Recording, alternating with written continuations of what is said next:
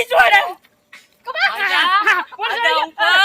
પકડીને આજા પૈસા કઢાવ હે મુક